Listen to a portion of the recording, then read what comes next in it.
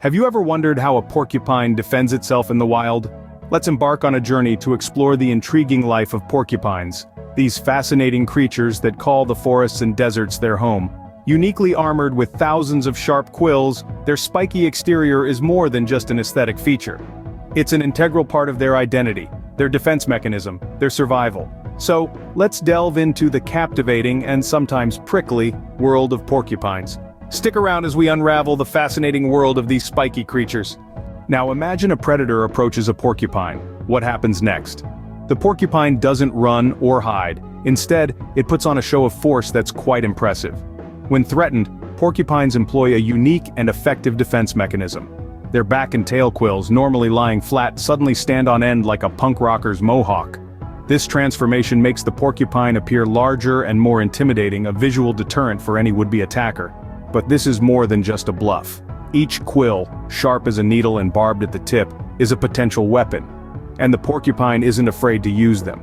In fact, if an attacker gets too close, the porcupine can release these quills. Propelled by muscular contractions, the quills can embed themselves into the attacker, providing a painful reminder of why it's bad to mess with a porcupine. So it's clear that messing with a porcupine can be a pointy problem for any predator. But what if the porcupine needs to go on the offensive? How does it handle that? Well, it's a fascinating spectacle to say the least. When the porcupine feels threatened and its warning signals are ignored, it goes from a defensive to an attacking mode. It's here that the porcupine's quills take center stage. These barbed hairs, often misinterpreted as just a defensive shield, are also formidable weapons.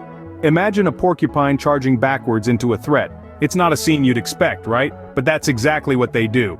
Using the momentum of their bulky bodies, they ram their quill-covered backs into the predator. This action drives the quills deeper, causing serious injuries.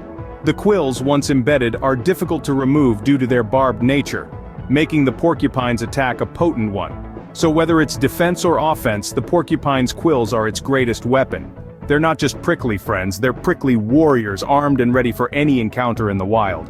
After a day of defending and attacking, it's time for our prickly friend to refuel. You might be surprised to learn that porcupines, despite their prickly exterior, are actually herbivores. Yes, that's right. They prefer a plant-based diet, munching on leaves, twigs, and a variety of green plants. They have a particular fondness for the bark of trees, which they strip off with their sharp teeth. This gnawing not only provides them with nutritious food, but also helps to keep their ever-growing teeth in check. But there's another surprising thing about porcupines and their eating habits: their love for salt. They have been known to gnaw on anything salty they can find, from wooden handles of tools to automobile radiator hoses. It's a fascinating balance, isn't it?